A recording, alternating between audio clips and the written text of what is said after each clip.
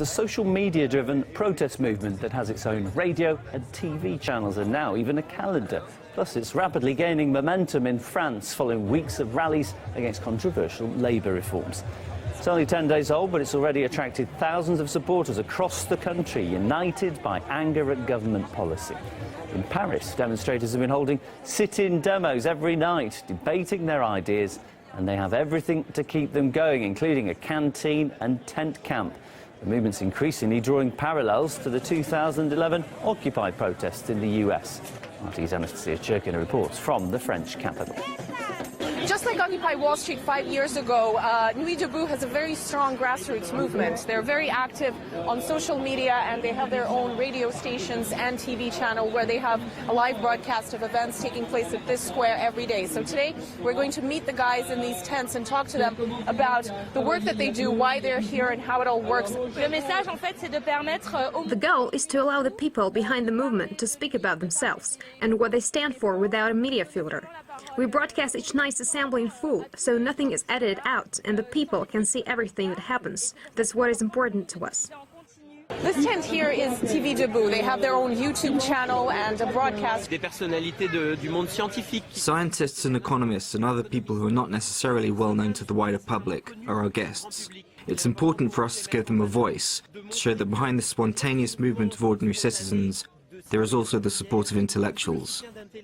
timurJAUH, of course, stands for Night on Our Feet, so it's at 6 p.m. every day that everybody comes out onto the square and continue on until roughly midnight or 1 in the morning and sometimes even later. Now, the timurJAUH movement have their own calendar going. It says the 39th of March here, and the reason for this is because timurJAUH really kick-started on March 31st, and instead of switching over to the next month, they decided to keep going, and now it's been over a week of these protests, and they're not showing any signs of dying down anytime soon.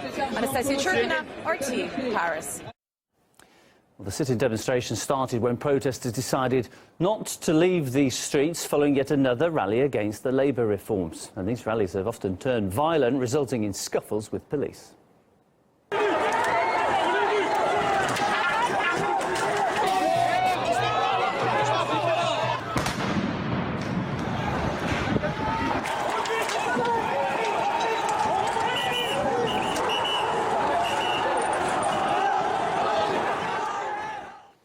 Author and political commentator Bruno Dversky thinks that the new movement goes far beyond just anger at the controversial labour bill. People in France are very angry because, you know, the Hollande government didn't change anything, and they were already angry at the earlier government, the Sarkozy one.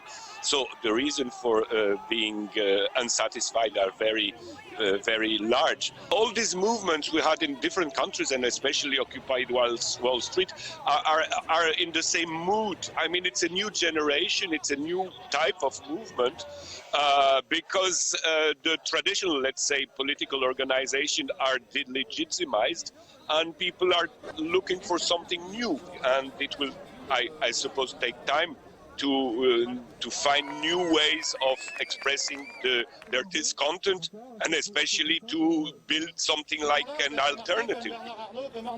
Anti-establishment sentiments also being felt across the Atlantic, where activists are marching more than 200 kilometres to demand election reforms.